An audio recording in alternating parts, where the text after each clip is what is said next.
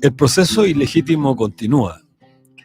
El 12 de diciembre del año 2022, el presidente del Senado, Álvaro Elizalde, y el presidente de la Cámara de Diputados, Vlado Mirosevic, dieron a conocer al país el acuerdo alcanzado por todos los partidos, desde la UDI al Partido Comunista, denominado Acuerdo por Chile. Solo se marginaron el Partido de la Gente y el Partido Republicanos. Desde que se hizo público este acuerdo por Chile sin Chile, las críticas y cuestionamientos han sido múltiples. Quizás la más relevante es que este acuerdo vulnera flagrantemente la soberanía popular. En particular, viola el mandato que el pueblo de manera contundente expresó en el plebiscito de entrada el 25 de octubre, cuando señaló casi con un 80% que quería que la Carta Fundamental la redactaran personas electas por el pueblo y no por designados por el Congreso, que goza de una total deslegitimidad ante la ciudadanía. Las resoluciones que emanaron en junio de la comisión experta de este año fueron celebradas y avaladas por especialistas y por sobre todo por los partidos del orden, que ven ahí una salida a la crisis política que vive el país. Sin embargo, no hay que confundirse. La comisión experta, en sus resoluciones, omitió el carácter supranacional y supraconstitucional de los derechos humanos y su carácter fundante del Estado de Derecho, pues decidió entregar al Congreso la atribución de integrar y adaptar los tratados internacionales al ordenamiento jurídico interno. La Comisión Chilena de Derechos Humanos, en la ocasión, expresó su preocupación por el texto aprobado, pues considera que hay un retroceso total en materia de derechos humanos para nuestro país. El texto de la comisión experta, celebrada y aplaudida por muchos, además se limita a una simple referencia a los elementos de prestaciones de los derechos fundamentales, limitándose a señalar que serán otorgados por el Estado o por particulares, repitiendo la lógica de la actual Constitución que, al incorporar en el otorgamiento de los derechos a las instituciones privadas, continúa convirtiendo los derechos en negocios, tal como ocurre hoy con la salud, las pensiones y la educación. Por tanto, nada ha cambiado. ¿Cuál es la trampa? Que busca instalar el poder desde el oficialismo hasta un sector de la derecha, incluidas la expresidenta Michelle Bachelet y la candidata Evelyn Matei, que, obviando las enmiendas del Consejo Constitucional y quedándose con lo que emanó de la comisión experta, entonces habría que llamar a votar, aprobando. Esa es la trampa. Aprobar el texto emanado de la comisión experta es mantener la actual constitución pinochetista, pero más remozada. Pero en lo sustantivo, consolidar el Estado subsidiario y desconocer completamente la soberanía con el objeto de perpetuar un orden social injusto que viola los derechos humanos y también viola los derechos fundamentales de la mayoría de los chilenos y chilenas. Así las cosas, parece ser que un solo camino le va quedando al pueblo: rechazar este adefesio constitucional.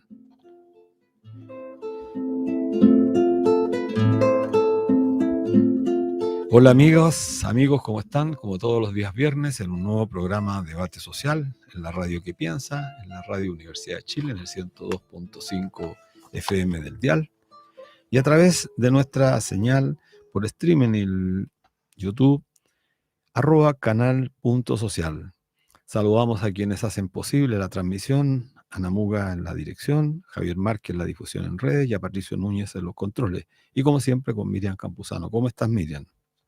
Hola, buenas tardes a todos. Saludarlas aquí contenta en esta tarde un poco soleada y también fría a la vez en la mañana.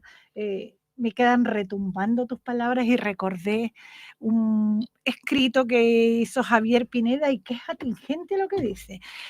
Prefiero leerlo textual porque es casi lo que tú describes.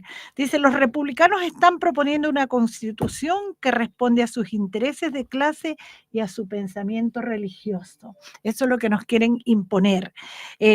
Estando absolutamente lejos de unir a la sociedad chilena, de esta unión que dice de que un Chile que nos una, no separa más. Tienen el derecho de hacerlo, pues ganaron en las elecciones. Lo que es impresentable, que esto es lo que hay que remarcar, lo que es impresentable es que los partidos del gobierno actual no se pronuncien en contra de este proceso constitucional que afecta profundamente sobre todo a la clase trabajadora. Y que niega toda posibilidad de avanzar a una sociedad más democrática y a un Estado social de derecho, garante de derecho. Ese es el tema importante. La derecha, independientemente del resultado, ya está decidida a trabajar por él a favor. ¿Qué esperan? ¿Qué esperamos nosotros? Nosotros tenemos que también empezar a unirnos, la clase trabajadora, los pobladores, los estudiantes, a manifestarnos, a leer más, a buscar y a ponernos a trabajar. Tienen toda la maquinaria de la prensa hegemónica y seguramente como Kass, así ególatramente dijo, en un mes damos vuelta mayoritariamente para que se apruebe, esperemos en realidad que nosotros seamos capaces de estar a la altura. Bueno, es importante justamente lo que está tras bambalinas fraguándose para finalmente lograr que la ciudadanía, fruto de un engaño, termine aprobando un texto que en lo sustantivo no cambia nada, muy por el contrario, consolida el modelo actual que ha impuesto la Constitución Política del Estado. Ahora, ¿cuál es el problema? ¿Dónde está la trampa para nuestros auditores? Que se dice que la gravedad del texto que se presentó, que se presentará mañana, es que los republicanos incorporaron muchas enmiendas, lo que es efectivo. Las enmiendas de los republicanos pretenden conculcar derechos que ya, por ejemplo, las mujeres habían logrado en materia de aborto tres causales, pretenden constitucionalizar, por ejemplo, el tema de las AFP, de las ISAPRE, con el objetivo que nunca se pueda modificar estos beneficios a las grandes mayorías. Eso es efectivo. Pero entonces, ¿cuál es la trampa? La trampa es negociar y decirle a los republicanos, bajen esta enmienda y por lo tanto al bajarla hay que aprobarla. Como dijo la presidenta Bachelet, bueno, si nos presentan la comisión experta lo que redactó, con eso estoy para aprobarla, Matei también ha dicho lo mismo. Entonces, pero ahí está la trampa, porque lo que están haciendo con la enmienda del Partido Republicano son fuegos artificiales, distrayéndonos de lo sustantivo.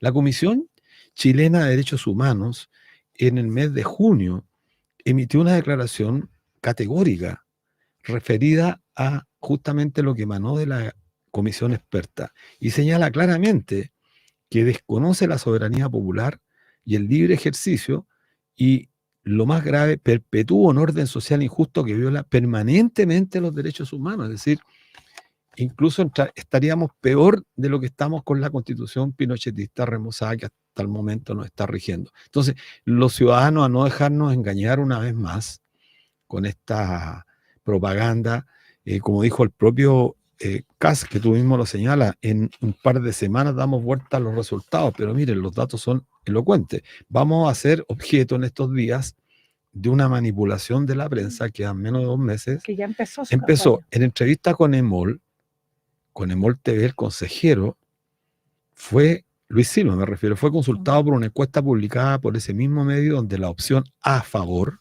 aumentó de 31 a 47% en la última semana y la opción en contra cayó de un 69 a un 53% en relación a la conclusión.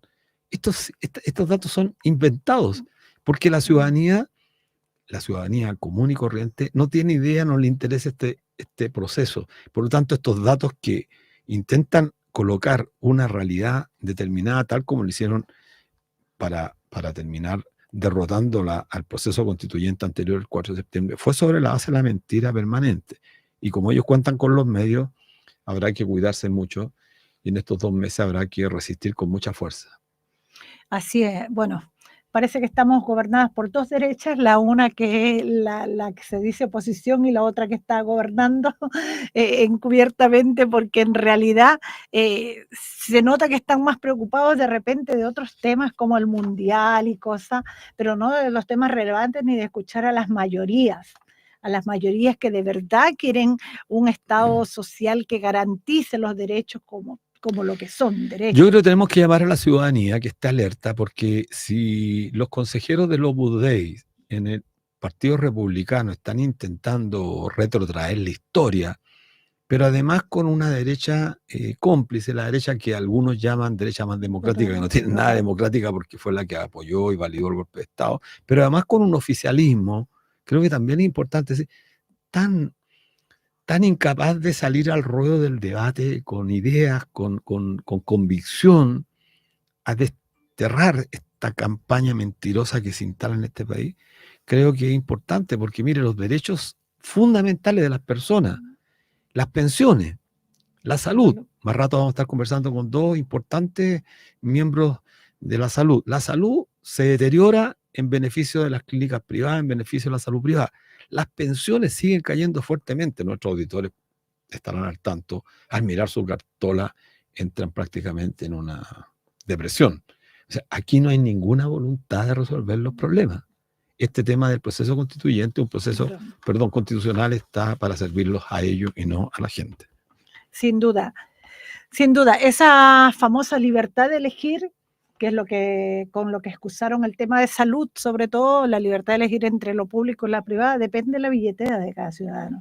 Y la segregación económica en Chile es terriblemente, muy, muy, muy indecente, por decirlo. El 1% más rico de Chile es el único beneficiado con este proceso de la nueva Constitución. Pero hay que decir también que ciertamente todo esto se logra y se mantiene por el peso relativo y el peso específico que tiene la derecha en el control del Estado, porque hoy día la derecha, comillas, no es gobierno, pero tiene un ministro de Hacienda que cumple el rol fundamental de mantener absolutamente intocable los principios fundamentales del modelo económico. Pero hay un dato relevante que me parece importante darlo a conocer. Las ISAPRES, pues. Las ISAPRES tienen una deuda gigantesca con los chilenos y chilenas. Un fallo de la Corte Suprema, ejecutoriado, o sea, no tiene vuelta atrás. ¿Qué ha hecho el poder? ¿Qué ha hecho el poder? ¿Qué ha hecho un miembro destacado del Partido Socialista? El senador Castro, que más bien hoy día parece un lobista de las ISAPRES. Invito a los auditores que lo escuchen con un discurso muchas veces vehemente, pero no vehemente en contra de la ISAPRES, no vehemente en contra del poder, sino que vehemente con las propias autoridades que exigen que este fallo se cumpla en beneficio de los usuarios. ¿Y cuál es los entretelones que hemos empezado a saber para que nuestros auditores? El perdonazo es brutal.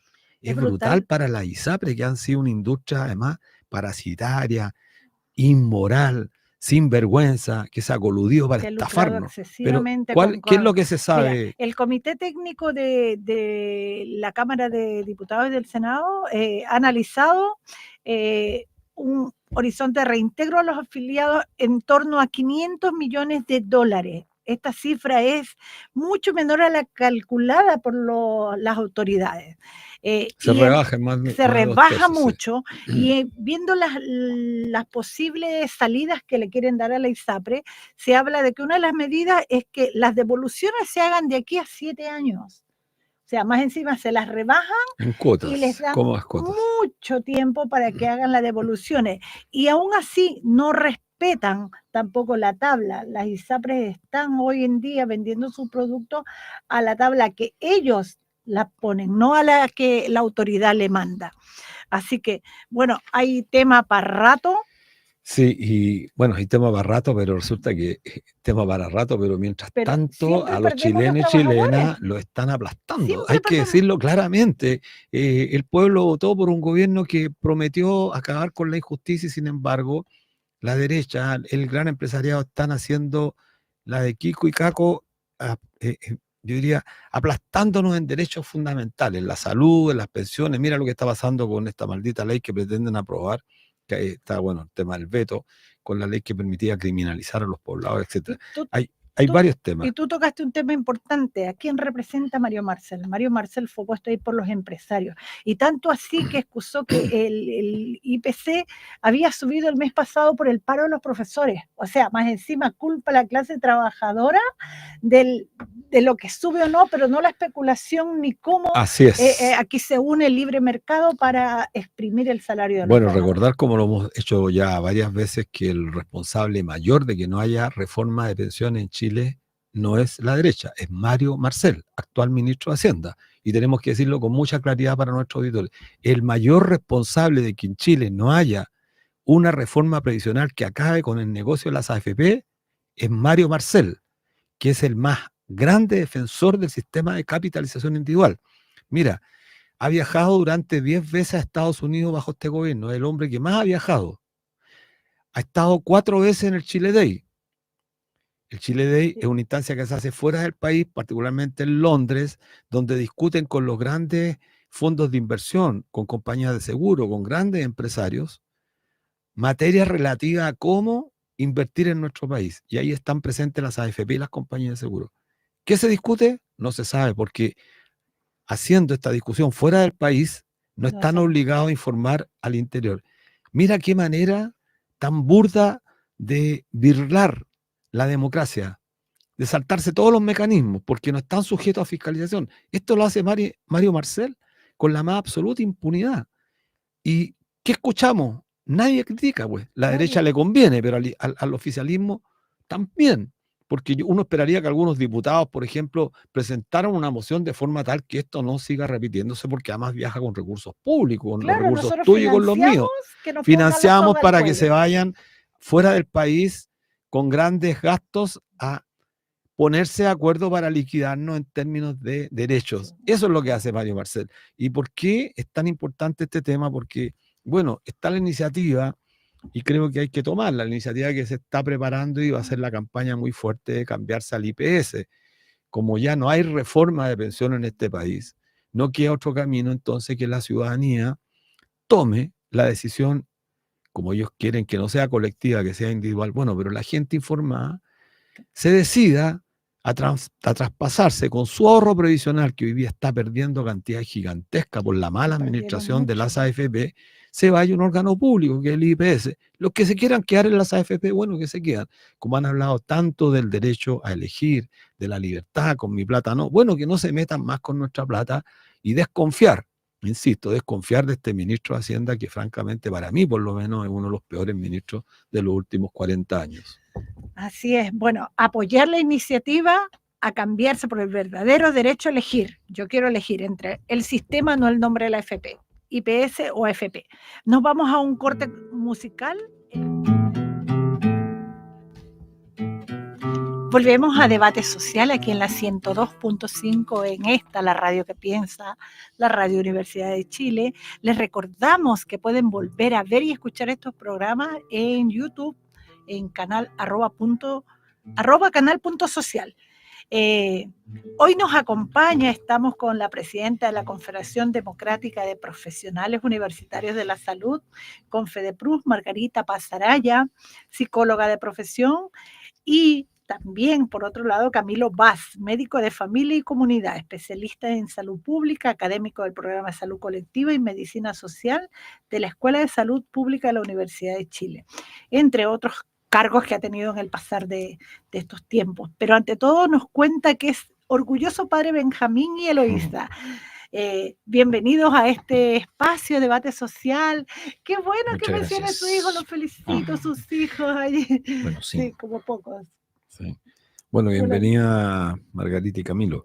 Entremos en materia. Esta semana se realizó una paralización de trabajadores de la salud por la reincorporación de los 6.300 trabajadores de la salud honorarios que fueron despedidos luego de que se diera por finalizada la emergencia sanitaria. El gobierno respondió a esta demanda señalando que mantener a esos trabajadores y trabajadoras les costaría al Estado cerca de 50.000 millones que no tiene.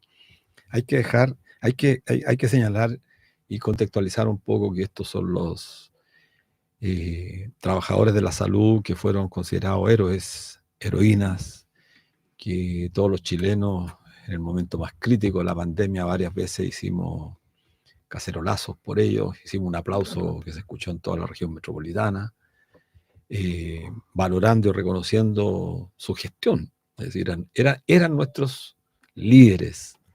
Y hoy día el Estado de Chile les da esa respuesta. ¿Qué opinión tienen? Me gustaría que pudiéramos partir por ahí. Margarita, ¿qué te parece?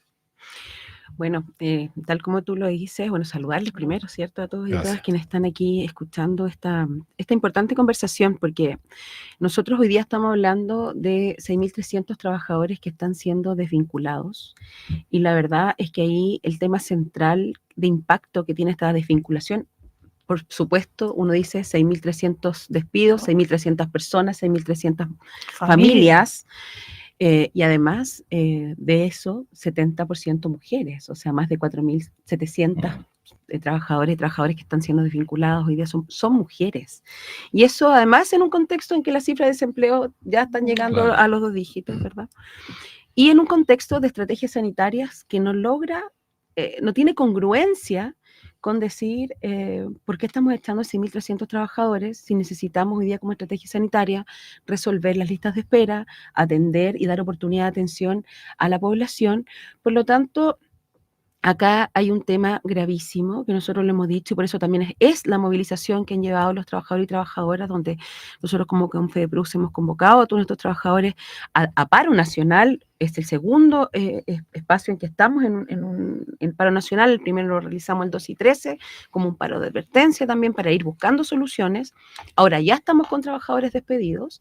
El 40% ya fue sacado de los hospitales con alguna variante, porque de alguna manera algunos servicios han saltado un poco estas barreras que ha puesto el ministerio y han visto la forma de autogestionar la reasignación de recursos. Nosotros hoy día le hemos pedido al ministerio, tiene que reasignar los recursos.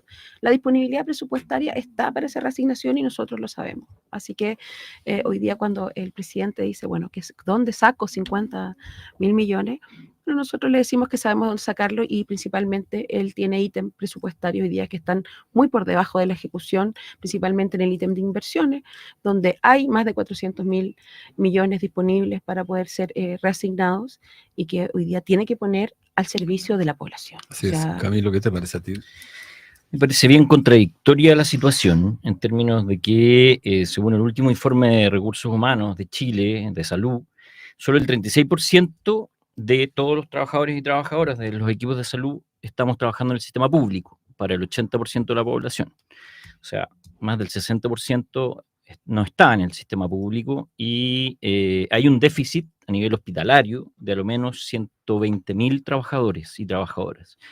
Estos 6.300 logran paliar de alguna manera ese déficit. Entonces, en realidad lo que uno esperaría con un aumento de presupuesto para el tema de salud, como se ha referido varias veces públicamente, de que es un aumento importante comparado con otros sectores, debiera ser fundamentalmente para ir disminuyendo déficit. ¿Y cuáles son los déficits más importantes en el sector salud? Los equipos de salud. Entonces, bien contradictorio que por un lado se presente que no hay recursos y por otro lado que hay un aumento de recursos en el presupuesto para salud. Yo creo que frente a la ciudadanía es poco entendible que se esté despidiendo trabajadores de salud y trabajadoras de salud, siendo que hay un déficit que va 10 veces a eso. Así es. Bueno, tú hablabas de los recursos, sí, nosotros teníamos esa en pauta, que es como paradójico que estén despidiendo a esta gente. Luis, muy bien lo decías, eran héroes, muchos dieron su vida, mucho personal de la salud murió por COVID, o por la salud mental también fue un tema para los trabajadores, los horarios sin descanso, los eternos horarios, los dobles y triples turnos. Entonces es como bien macabro el pago de que le hace el Estado a estas personas ahora, que no las necesita despedirlas. Y cabe recordar que la Organización Panamericana de la Salud llamó recientemente a los países de América Latina a fortalecer los recursos de la salud. Plantea que es necesario este fortalecimiento del sistema público, principalmente por el lado de los trabajadores, para contrarrestar el impacto, dijo, que tuvo la pandemia y que erosionó en tantas cosas. Hay cifras que muchos personas han opinado que la mayoría o que un alto porcentaje de los muertos en el en el periodo de la pandemia del COVID los puso América Latina. Y eso no es al azar, eso es por el mismo distribución de los recursos, y me da gusto que Margarita haya dicho claramente, contundentemente, que recursos hay. Están un poco mal distribuidos y falta voluntad política, creo yo. No sé cómo es la ley de presupuesto. No sé si están al tanto de esto, que el gobierno ha presentado esta ley señalando que aumentará en un 8,1 el presupuesto de salud. Por eso les preguntaba antes que empezáramos formalmente el programa, ¿qué es cierto hay de ese porcentaje que parece, si fuera el 8,1% del PIB, estamos hablando de una cantidad importante de millones de pesos? Y sin embargo parece ser que no es tan así. Exactamente, se refiere al aumento con respecto al periodo previo. La Organización Mundial de la Salud hace casi 15 años ya estableció que los países debieran invertir en sus sistemas públicos el 6% del PIB. Y ahí da lo mismo si el país es rico, mediano o pobre, porque es el esfuerzo que cada país puede hacer. Chile, en sus mejores momentos, ha llegado al 5% del Producto Interno Bruto para el sistema público de salud. Y más o menos es equivalente al 50% del gasto de salud. Otra contradicción, el sistema privado de salud, que tiene fundamentalmente a la población más joven y más sana, se lleva el 50% de los recursos, siendo el 20% de la población, y el otro 50% del gasto es para el 80% de la población. Tanto así. Entonces, tenemos un gran problema. El año 2014, en una reunión de la Organización Panamericana de la Salud del OPS, países de Latinoamérica se comprometieron en ir cerrando esta brecha. Y hasta el momento estamos lejos de llegar al 6% del Producto Interno Bruto para el sistema público de salud. Esa sería una meta básica. Los países de la OCDE, que privilegian el derecho a la salud y los sistemas públicos fuertes, países con más recursos en general, pero que de alguna manera defienden derechos sociales, llegan al 7% del Producto Interno Bruto. O sea, necesitamos mucho más recursos de lo que está en la ley de presupuesto. Bueno. Sí, mira, yo creo que ahí además hay que hacer una precisión, ¿eh? Porque unos cuantos efectivamente no es el 8% del PIB, es el aumento respecto al presupuesto anterior. Entonces, hoy día hay unos 8,1 más puestos. ¿Y en qué se basa eso? En una estrategia sanitaria que tiene que ver con resolución principalmente de dos áreas, que son las resoluciones quirúrgicas y por otra parte, ¿cierto?, los temas de atención primaria. ¿Ya? Son como los dos grandes focos que vienen a reforzar según lo que se ha declarado públicamente. Pero no solo basta con garantizar un mayor aumento del presupuesto, sino que hay un elemento que es importantísimo, que tiene que ver con la distribución. Porque este llamado que hace la Organización Mundial de Salud, la Panamericana de Salud, ¿cierto?, a fortalecer los presupuestos en el ámbito de salud, de una manera u otra uno podría decir, bueno, el gobierno lo ha hecho, ¿no? Tenemos un 8,1% más, eso decimos, wow, tenemos más dinero, ¿no? Pero ¿a dónde apunta ese dinero? Es un elemento importante, porque cuando uno mira el presupuesto en salud, uno ve que, por ejemplo, el ítem de poder ir pagando ciertos elementos a las concesionarias, a estas empresas que son concesionarias de los hospitales, ¿no? Por las concesiones hospitalarias, ¿cierto? Que son reintegros de los créditos a través de las concesionarias, tiene un aumento de un 200%. 220% más, ¿no? Las compras a los privados, casi un 30% más. Entonces, no es solo cuánta plata se pone, sino dónde se pone. Porque cuando nosotros ponemos más plata en la compra de privados para resolver los temas de salud de la población, quiere decir que además estamos teniendo en cuenta que vamos a pagar el doble, el triple, incluso el cuádruple, el quíntuple a un prestador privado para que nos resuelva los temas de salud. Y por otra parte, entonces, echamos el recurso humano que tenemos hoy día, que por supuesto, ¿qué es lo que significa? Que tengo que poner más recursos directamente a la institución pública, que es donde se está atendiendo el 80% de la población. Y ojo, porque ustedes han escuchado, y todos han escuchado, la gran migración de personas que se han ido a FONASA, ¿no?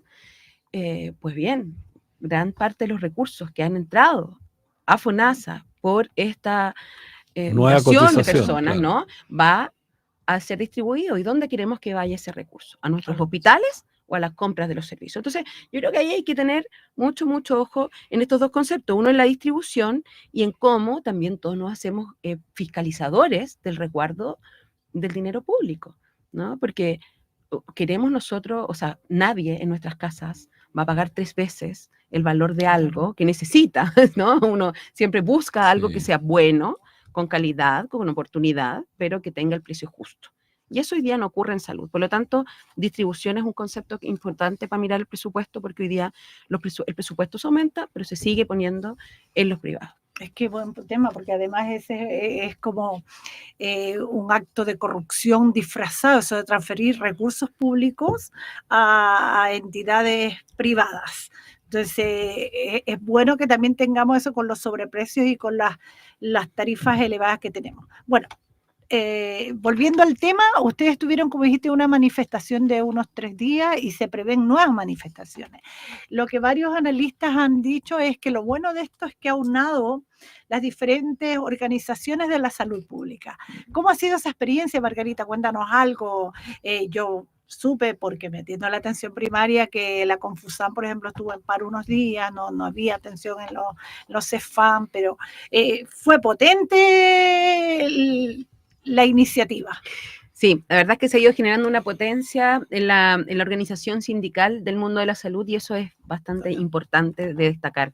Principalmente porque yo creo que todas las organizaciones sindicales que estamos llamando a las movilizaciones y a los paros hoy día hemos coincidido en la importancia que es hoy día resguardar los recursos públicos, fortalecer la salud pública, entendiendo además que ha sido un compromiso de este gobierno. La mayoría de las organizaciones sindicales también le pusimos mucha fuerza al proyecto que estaba presentando el presidente Gabriel Boric. Y eso es algo que hemos reconocido en muchas organizaciones. Distinto es a que nosotros estemos detrás de un presidente. Nosotros hoy día vamos a defender los derechos de los trabajadores y nos mantenemos independientes de aquello. Pero sí, el presidente se juntó con todas las organizaciones de la salud y nos dijo, bueno, para ustedes va a haber condiciones de trabajo decentes, va a haber carrera funcionaria, va a haber incentivo al retiro, vamos a fortalecer la salud pública, el equipo de salud, lo más importante que hay, tenemos que cuidar al equipo de salud, los que han sido héroes, ¿no? Lo mismo que tú señalabas al principio, ¿y dónde está eso hoy día? Hemos confluido en esa necesidad imperiosa de hoy de resguardar el puesto de trabajo de nuestros compañeros y compañeras, por la defensa del trabajo decente, pero también aquí el profundo compromiso con la población. Acá estamos defendiendo el que nuestros usuarios y usuarias tengan atención garantizada en los hospitales, en las instituciones. Y claro, en distintas formas, en distintas demandas, hoy día se levanta la lucha desde las organizaciones de salud, las organizaciones sindicales de salud nos hemos destacado históricamente por ser bien movilizadas. Y tuvimos un paro a mediados de septiembre, tuvimos estos 2 días de paro, y particularmente hoy día, junto con otras organizaciones hermanas, estamos levantando y seguimos en la movilización y en la agitación permanente, y esto no lo vamos a soltar. La verdad es que hoy día nosotros esperamos que los compromisos además se cumplan, también con la presión parlamentaria respecto a insistir al gobierno que busque la salida, porque nosotros tenemos la certeza que existe, como tú decías, lo decían ustedes, ¿no? Bueno, ¿cuál es la voluntad política ahora? Si están los recursos, las cifras hablan por sí solas. Decimos que queremos fortalecer la salud pública, nos preocupa el equipo de salud, entonces, bueno, hagamos el gesto y la voluntad, y hasta ahora no lo ha habido. Así que seguimos en la lucha con mucha fuerza, muchas organizaciones nos mantenemos articuladas, hoy día estuvimos en el Ministerio de Hacienda, no nos quiso recibir el ministro, no nos quiso dar audiencia tampoco el ministro Marcel, nos dijeron que pidiéramos la reunión por lobby, bueno, no tiene agenda lobby el ministro, ¿no? Entonces, la verdad es que ahí, así que bueno, le pasamos el aviso también aquí por a ver si escucha el programa para que nos dé la reunión. Así que la verdad es que ha sido lamentable además la falta de escucha. Y yo creo que eso es algo que uno, cuando se ha hablado del diálogo con los trabajadores permanentes y eso no se ve en elementos concretos. Sí, mira, es muy complejo escuchar esta suerte de testimonio de Margarita, porque en realidad no solamente te conmueve, sino que además al mismo tiempo te irrita mucho, porque estamos a 12 días para nuestro auditorio Radio Universidad de Chile. Primero estamos conversando con la psicóloga Margarita Paz Araya y con el médico Camilo Vaz. Estamos a 12 días de conmemorar un 4º aniversario del 18 de octubre del año 2019. Una fecha emblemática para nuestro pueblo. Una revuelta que la historia no ha podido aún reflejar comparando la magnitud que esta tuvo. una de las demandas más sentidas en ese momento fue la salud. ¿Quiénes se olvidaron de esa demanda? Bueno, los trabajadores no, los dirigentes de las organizaciones tampoco. Pero ¿quiénes se olvidan de esta tremenda demanda que no solamente es legítima, sino que además es necesaria? Porque la gente no puede seguir enfrentando lo que ha ocurrido en este país. La ley de presupuesto plantea que se ampliarían de 7 a 20 las comunas donde se estaría implementando la atención primaria de salud universal. ¿En qué consiste esta atención para nuestros auditores, Camilo? ¿Va en la orientación de fortalecer el sistema de la salud pública? Esa es una pregunta que nosotros queremos porque, perdón, y disculpa que me extienda, porque nosotros pensamos que lo público es lo que hay que defender, pues lo público, y ustedes siempre han estado dando esa batalla, no es lo privado. Sí, a ver, en términos como de principios de universalización, de derechos universales, tener una atención primaria de salud para todos y todas es lo correcto. Los países que focalizan en población empobrecida su sistema público de salud, finalmente ese sistema cada vez se va desmejorando y se va recurriendo a artimañas privadas para financiar y de alguna manera lucrar con la salud del pueblo.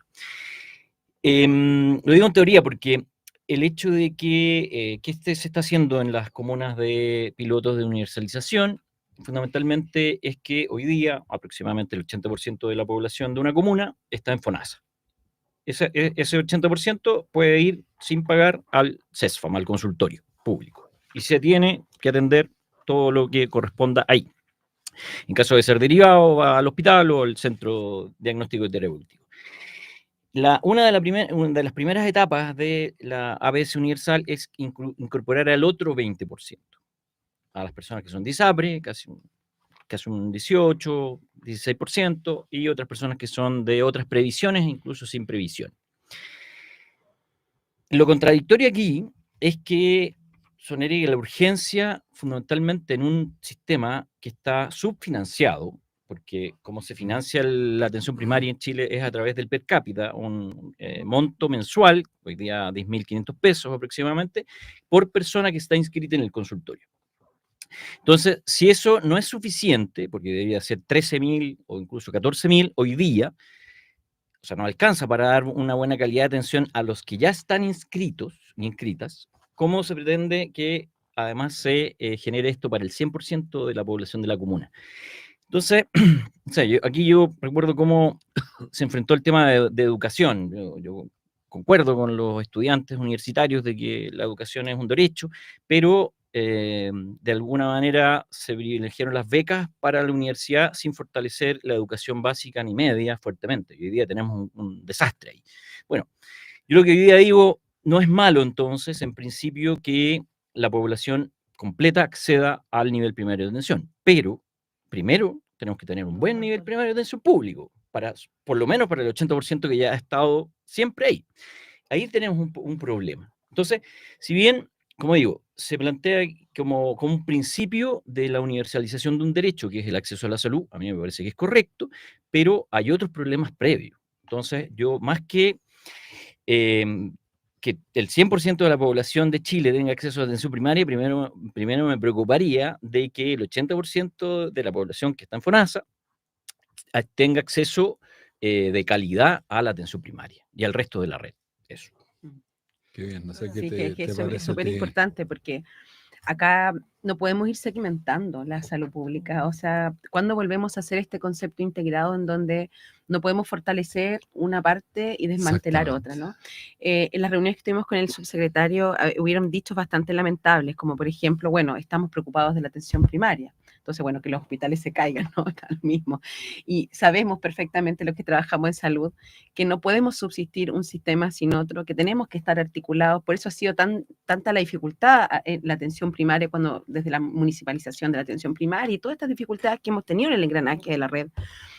Y por supuesto, claro, todos creemos todos coincidimos, ¿cierto?, que el fortalecimiento de la atención primaria es una de las cosas más relevantes que tenemos que avanzar, pero no podemos avanzar en cantidad y en números si no sabemos hacer el ejercicio primero de ir garantizando la oportunidad y la calidad para los que tenemos. O sea, podemos tener un tremendo sistema o empezar a generar estos como elefantes blancos, ¿no? Así como cuando crecieron los hospitales y hacíamos tremenda infraestructura y después no teníamos personal adentro, ¿no? No le poníamos nada, ¿no?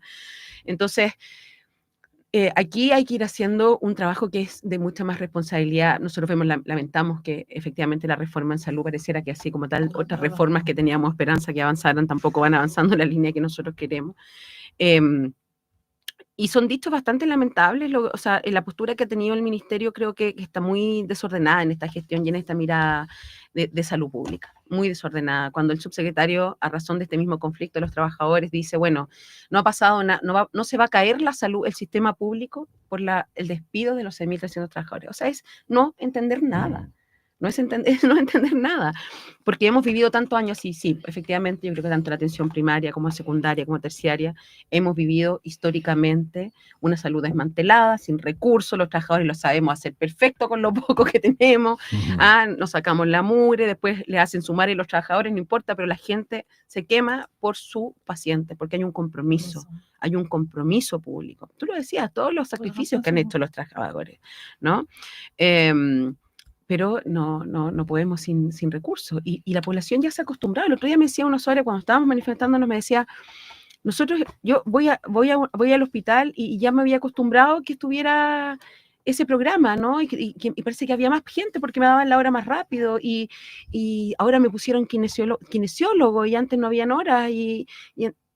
¿Por qué? Porque claro, el personal que llegó a los hospitales por pandemia, ojo, se contrataron 33.000. Aquí no estamos hablando que se quedaron los 33.000 de la pandemia, para que no, eso ya se desescaló, se fue mucha gente, y los que quedaron ahora, que son los 12.300 y fracción, 12.400 trabajadores, se quedaron cubriendo lo que no había para cubrir. O sea, aquí hay kinesiólogos, hay matronas, en programas tan importantes como la Ley Dominga, que atiende duelos perinatales, que se van a quedar desprovistos, programas oncológicos en la región, en Valdivia, programas de hemofilia que se cerrarían en el Sotero del Río, un staff completo de kinesiólogos que sacaban listas de espera en resolución quirúrgica, son menos 10 camas, 400 ingresos menos en el Sotero del Río en atención domiciliaria. O sea, estamos hablando de cosas muy concretas para la población y eso también hay que decirlo.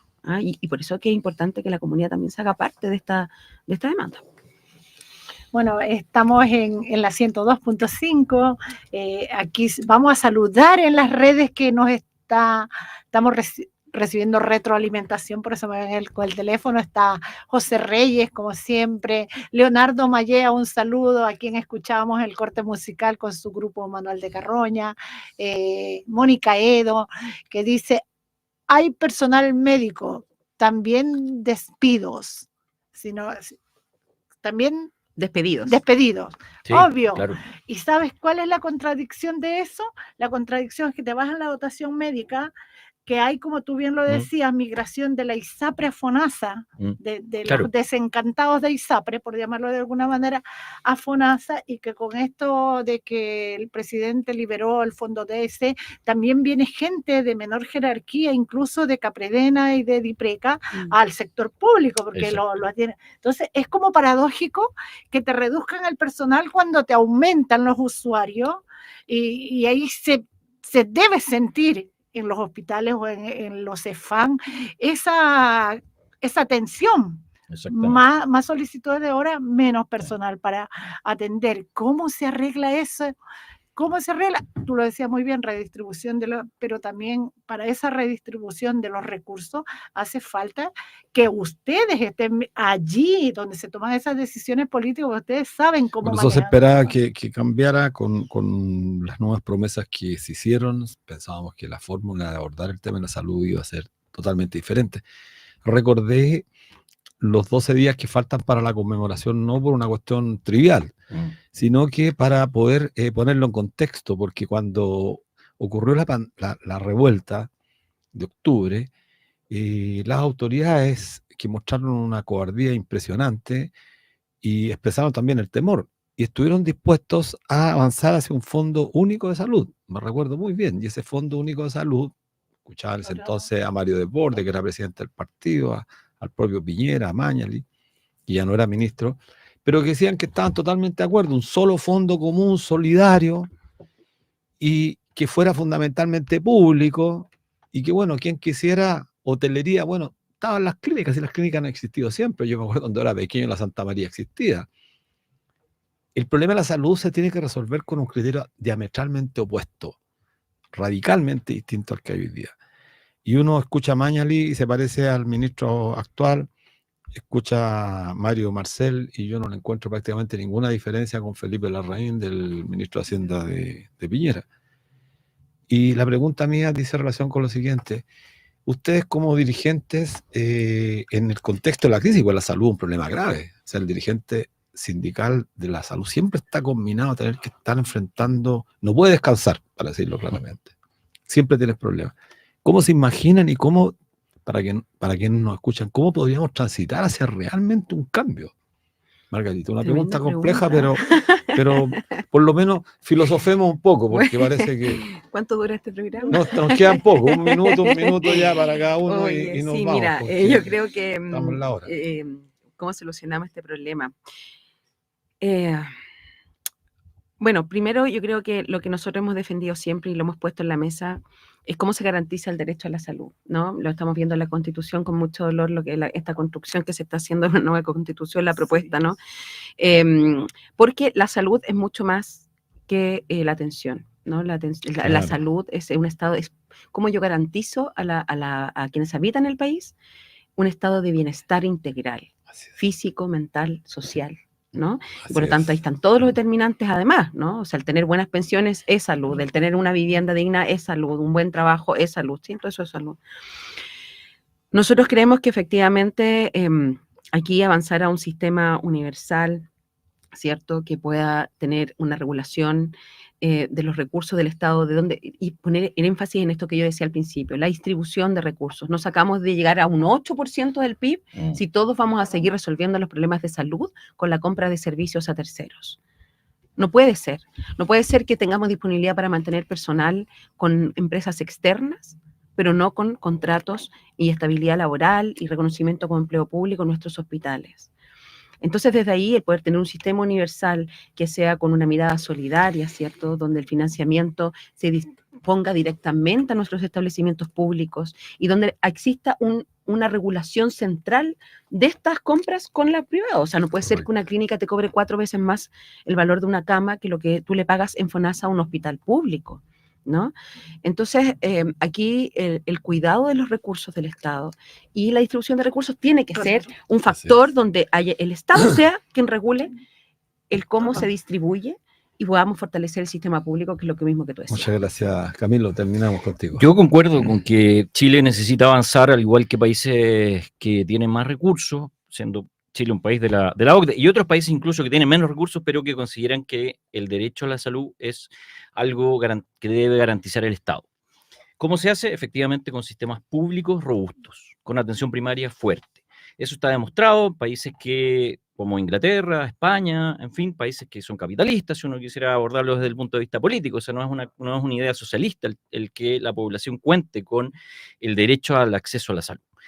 ¿Y qué es el resultado? ¿Qué pasa en esos países? Bueno, la población está mejor, el sistema es más equitativo y gasta menos el Estado y también gasta menos las personas de su bolsillo. Entonces, de alguna manera, si que efectivamente queremos que la población tenga acceso a mejor salud, eso solamente nos lleva a tener un sistema público único, fuerte, y claramente los prestadores privados pueden de alguna manera tener acceso a cierta población que quiera hotelería, como decís tú, pero la base de un sistema público en un país que efectivamente privilegie el derecho a la salud es el sistema público único, universal. Así es, bueno, muchas gracias a la psicóloga Margarita Paz Araya y al médico Camilo Vaz, dos grandes dirigentes, y bueno, a nuestros auditores, espero que con esto reforcemos la idea de la defensa de lo público.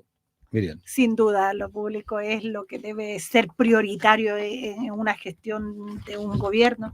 Los esperamos el próximo viernes a las 4 de la tarde. Les agradecemos, fueron muy claritos, nos dejaron como bien claros de lo que están defendiendo a los trabajadores de la salud en Chile.